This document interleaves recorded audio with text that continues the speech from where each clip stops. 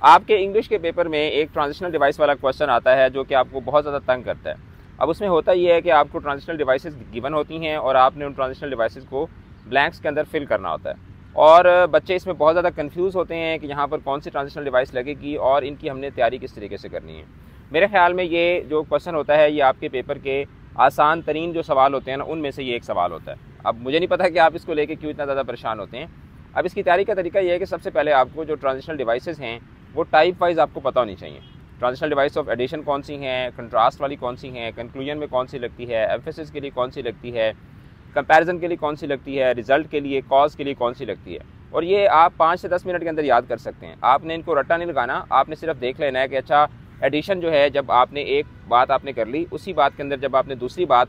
Add करनी होती है तो आप transitional device of addition use करते हैं। जब आप एक कोई स्टेटमेंट देते हैं और उस स्टेटमेंट की आपने कोई एग्जांपल देनी होती है तो आप फॉर इंस्टेंस, फॉर एग्जांपल, नेमली, इस तरह के आप ट्रांजिशनल डिवाइस यूज़ करते हैं। जब आपने कोई सीक्वेंस बताना होता है तो फिर आप कौन से ट्रांजिशनल डिवाइस यूज़ करते हैं, कॉज बताने के लिए, सिमिलैरिटी बताने के लिए, रिजल्ट बताने के लिए, कंपैरिजन के लिए। तो आपको ट्रांजिशनल डिवाइस जो हैं उनकी एक लिस्ट जो है वो आपने उसको गो थ्रू करना होता है। उसके बाद जो दूसरा काम है, पेपर के अंदर जब आप बैठे होते हैं तो पेपर के अंदर आपने ट्रांजिशनल डिवाइस को जब लगाना है तो ट्रांजिशनल डिवाइस बेसिकली 2 सेंटेंसेस के दरमियान एक कनेक्टर होता है,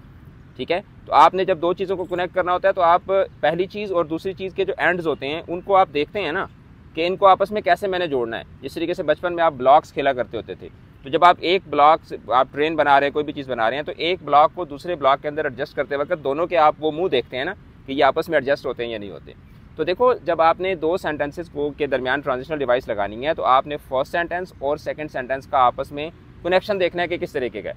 कि जो सेकंड सेंटेंस है वो पहले की एग्जांपल है, या जो सेकंड सेंटेंस है उसमें जो पहले सेंटेंस के अंदर बात की गई थी उसी के अंदर एक नई बात ऐड की जा रही है, या जो पहले सेंटेंस के अंदर बात की गई थी उसका कंट्रास्ट हो रहा है, या उसका किसी दूसरी चीज़ के साथ कंपैरिजन हो रहा है, या उसके उसी का एक सीक्वेंस जो है वो बनाया जा रहा है कि पहले ये करें, फिर ये करें, फिर ये करें, फिर वो करें, या उसका कोई रिजल्ट आपको बताया जा रहा है, या वहाँ पे आपको कोई कंक्लूजन दिया जा रहा है। तो आपने हमेशा, and this is the only trick, let me tell you this, आपको वो लंबे लंबे लेक्चर्स में मिल जाएंगे, सारा कुछ मिल जाएगा, लेकिन कुल मिला के बात एक ही है कि आपने दोनों सेंटेंसेस को देखकर उनके दरमियान अकॉर्डिंगली आपने ट्रांजिशनल डिवाइस जो है वो लगाना होता है। अच्छा, अब यहाँ पर बाज़ दफ़ा ऐसे होता है कि जब आपके पेपर में सवाल आता है तो उसमें एक ही कैटेगरी के 2 ट्रांजिशनल डिवाइस दिए गए होते हैं। जैसे अगर फॉर इंस्टेंस, फॉर एग्जांपल दिए गए हैं, या हाउएवर, या ऑन द अदर हैंड दिए गए हैं, ठीक है, या बट और गेट दिए गए हैं, तो ये इंटरचेंजेबली भी यूज़ हो सकते हैं। आपने फॉर इंस्टेंस जहाँ पे लगाना था वहाँ पे आपने फॉर एग्जांपल लगा दिया, जहाँ पे फॉर एग्जांपल लगाना था वहाँ पे आपने फॉर इंस्टेंस लगा दिया,